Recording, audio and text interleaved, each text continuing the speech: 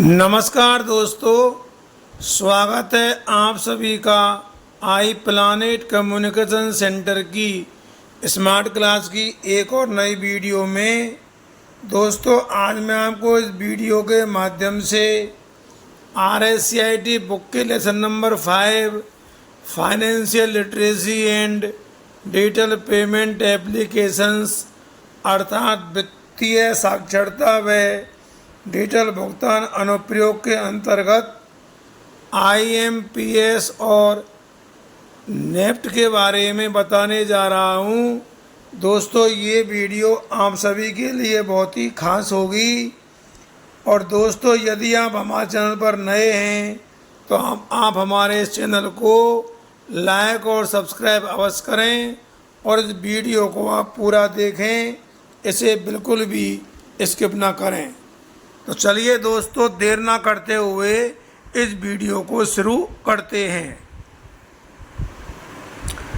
तो दोस्तों, सबसे पहले हम नेफ्ट के बारे में जानते हैं, जिसको हम बोलते हैं NEFT नेफ्ट। नेफ्ट की जो फुल फॉर्म है वो है नेशनल इलेक्ट्रॉनिक्स फंड्स ट्रांसफ़र।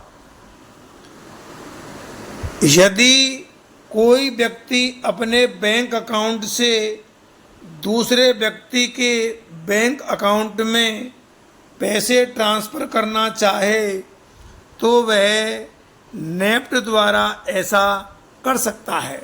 आपने देखा होगा दोस्तों, और आपने किया होगा कि नेफ्ट जो है ये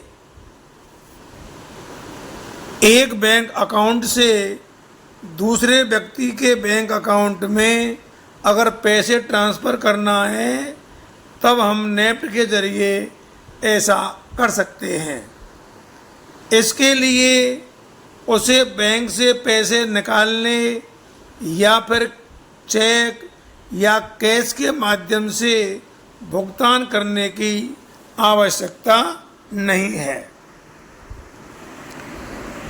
नेफ्ट का सबसे बड़ा फायदा यह है कि किसी भी शाखा के किसी भी खाते से और किसी भी स्थान पर स्थित किसी अन्य बैंक खाते में फंड ट्रांसफ़र कर सकते हैं। देखिए दोस्तों, नेफ्ट का सबसे बड़ा फ़ायदा क्या है कि हम किसी भी शाखा के किसी भी खाते से और कहीं से भी किसी अन्य बैंक खाते में फंड ट्रांसफ़र कर सकते हैं। दूसरी बात, इसमें एक कंडीशन ये है कि फंड भेजने वाली और फंड प्राप्त करने वाली दोनों जो शाखाएं हैं बैंक की, वो नेफ्ट सक्षम होनी चाहिए। ये हमको इसमें विशेष रूप से ध्यान रखना होगा। अगला है, इसके लिए आप RBI की वेबसाइट पर जो नेफ्ट सक्षम बैंक शाखाओं की लिस्ट देख सकते हैं, या फिर जो है बैंक का जो कस्टमर केयर सेवा है उसका हम उपयोग कर सकते हैं।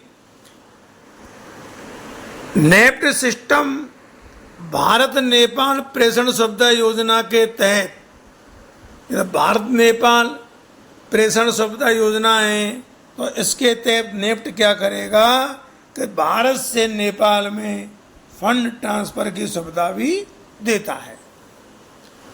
अब नेफ्ट के जरिए पैसे ट्रांसफ़र करना जो है, इसका क्या तरीका है, तो देखिए हम नेफ्ट के माध्यम से किस तरह फंड ट्रांसफ़र कर सकते हैं। उसके लिए हमें क्या करना होगा, तो सबसे पहले अपनी लॉगिन ID और पासवर्ड का उपयोग करके अपने ऑनलाइन बैंकिंग में हमको लॉगिन करना होगा। उसके बाद देखिए नेफ्ट फंड ट्रांसफ़र ऑप्शन में हमको जाना होगा, यानी जो नेफ्ट से पैसे ट्रांसफ़र कर रहा है तो नेफ्ट फंड ट्रांसफ़र का ऑप्शन उसको चुनना होगा। उसके बाद प्राप्तकर्ता का नाम, बैंक खाता संख्या और IFSC कोड उसमें डालकर उसको ऐड करना होगा। IFSC की मैंने फुल फॉर्म यहाँ पर लिख दी है आपकी सुविधा के लिए, इंडियन फाइनेंशियल सिस्टम कोड। तो ये जो है, ये कोड जो होता है IFSC, उसको डालकर उसमें ऐड करना होगा।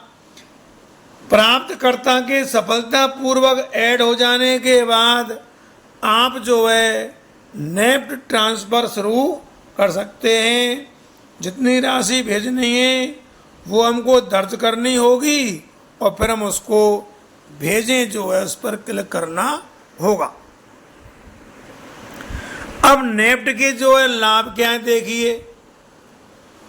नेफ्ट प्रक्रिया में आपको पहली बार प्राप्तकर्ता की जानकारी दर्ज करनी होगी। इसके बाद आप लिस्ट से प्राप्तकर्ता को चुन सकते हैं, राशि दर्ज कर सकते हैं और भेजें। शुरू में ही आपको एक बार जानकारी दर्ज करनी होगी, फिर एक लिस्ट बन जाएगी, उस लिस्ट से आप प्राप्तकर्ता को चुन सकते हैं। उसकी राशि जो है कितना भेजना चाहते हैं आप फंड, उसको दर्ज करें और भेजें। ट्रांजैक्शन करने के लिए किसी भी पार्टी का उपस्थित होना आवश्यक नहीं है। जरूर नहीं है कि पार्टी उपस्थित हो, आप नेफ्ट के जरिए पेमेंट कर दीजिए। बैंक जाने की भी आवश्यकता नहीं है। नेफ्ट ने किसी भी तरह के फ्रॉड व चोरी और फोर्जिंग को पूरी तरह से बंद कर दिया है। यानी इससे क्या है, कोई तरह का फ्रॉड नहीं हो सकता, न चोरी हो सकती है, न कोई फर्जीवाड़ा हो सकता। नेफ्ट एक सरल प्रक्रिया है और ये 1 मिनट से भी कम समय में किया जा सकता है और उसमें किसी भी बड़ी औपचारिकता की भी आवश्यकता नहीं पड़ती है। एक सफल ट्रांजैक्शन की पुष्टि ईमेल और SMS के माध्यम से आपको आसानी से प्राप्त हो जाती है। जब आपका पेमेंट हो जाता है सक्सेस, तो उसका आपको एक मेल पे या आपके मोबाइल पे एक SMS भी आ जाता है। इंटरनेट बैंकिंग किसी भी जगह संचालित की जा सकती है। इसका मतलब एक व्यक्ति को नेफ्ट ट्रांजैक्शन करने के लिए किसी विशेष स्थान की आवश्यकता नहीं है। यानी आप जो है नेफ्ट से पेमेंट कहीं से भी कर सकते हैं। इसके लिए कोई विशेष स्थान की आवश्यकता नहीं होती है। ये देखिए, ये नेफ्ट के जरिए मैंने पेमेंट का चित्र आपके RSCIT बुक से लिया है। यहाँ देखिए पेमेंट हो रहा है नेफ्ट से और ये रिसीवर को प्राप्त हो गया है।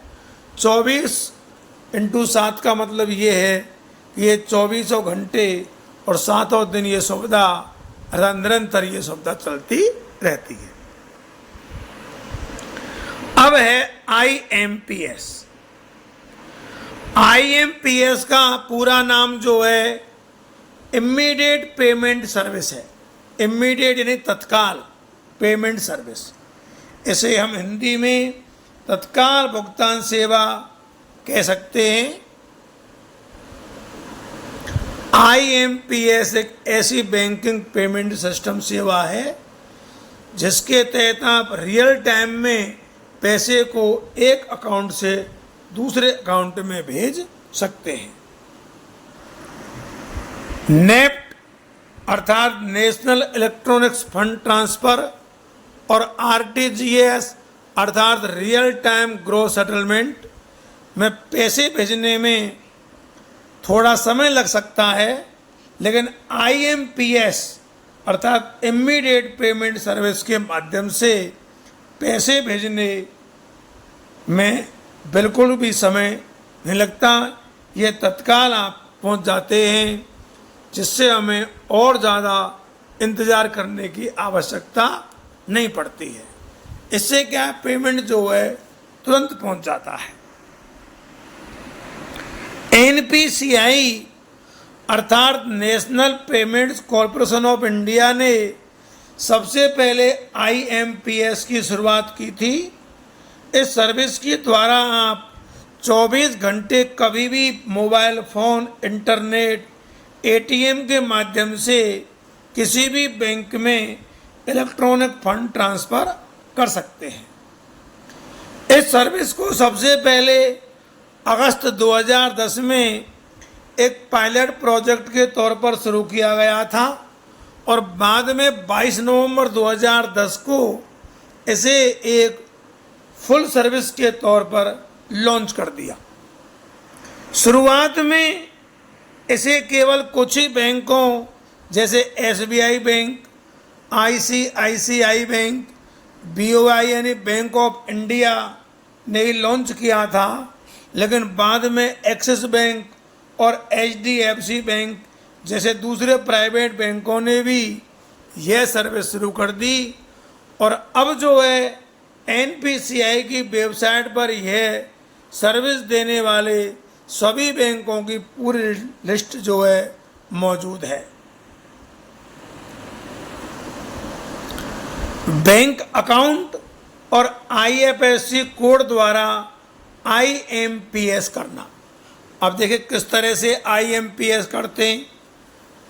तो आईएमपीएस का उपयोग बैंक अकाउंट और आईएफएससी जो डिटेल है उसके द्वारा करना एक बहुत ही कॉमन तरीका है। यानी आपको बैंक अकाउंट और जो आईएफएससी कोड जो आप जानते हैं हर बैंक का अलग अलग होता है, उसके द्वारा आप आईएमपीएस कर सकते हैं। ये बहुत ही कॉमन तरीका है। फंड ट्रांसफ़र करने के लिए इस मेथड के माध्यम से आप किसी को भी जिनका किसी भी बैंक में अकाउंट हो तब भी आप आसानी से पैसे ट्रांसफ़र कर सकते हैं। बस इसके लिए आपको एक अच्छा इंटरनेट कनेक्शन आवश्यक है। आईएमपीएस की प्रोसेस करने की देखो विधि क्या है। सबसे पहले नेट बैंकिंग अकाउंट पर लॉगिन करना होगा। उसके बाद में आप जैसे बेनिफिशियरी अर्थात लाभार्थी ऐड करना चाहते हैं उनकी सारी डिटेल्स भरकर उन्हें नए बेनिफिशियरी के रूप में आपको ऐड करना होगा। यहाँ पर आपको बस यही डिटेल्स चेक करने की ज़रूरत है कि बेनिफिशियरी एडिशन प्रोसेस के दौरान आपको आपके मोबाइल नंबर पर एक ओटीपी आ सकता है। जब आप बेनिफिशियरी को ऐड कर लेंगे या आपने वो कर लिया, पर आप डिटेल्स को सेलेक्ट कर सकते हैं और आप जितना अमाउंट भेजना चाहते हैं उसे मेंशन कर सकते हैं। इसके अलावा कुछ आवश्यक कमेंट भी आप लगा सकते हैं। इसके बाद में आपको डिटेल्स वेरीफाई करने की आवश्यकता होती है। एक बार सारी डिटेल्स को केयरफुली वेरीफाई कर लें और अंत में इसे कंफर्म करें। इतना करने से तुरंत ही पैसे आपके अकाउंट से डेबिट होकर रिसीवर के अकाउंट में क्रेडिट हो जाएंगे। यानी आपके अकाउंट से पेमेंट कट जाएंगे और रिसीवर के अकाउंट में पेमेंट पहुंच जाएगा। इसके बाद आपको एक एसएमएस मिलेगा जहां पर आपके ट्रांजैक्शन की डिटेल रहेगी। इस एसएमएस को आप संभाल कर रखें, क्योंकि अगर पेमेंट्स को लेकर कोई भी समस्या आती है तब आप बैंक वालों को ये रेफरेंस नंबर दिखा सकते हैं। तो दोस्तों आज की वीडियो में बस इतना ही। जिन लोगों ने ये वीडियो देखी है उन्हें बहुत बहुत धन्यवाद। आपको हमारी ये वीडियो कैसी लगी हमें कमेंट करके अवश्य बताएं और दोस्तों आप इस वीडियो को अधिक से अधिक लोगों में शेयर करें। जय हिंद, जय भारत।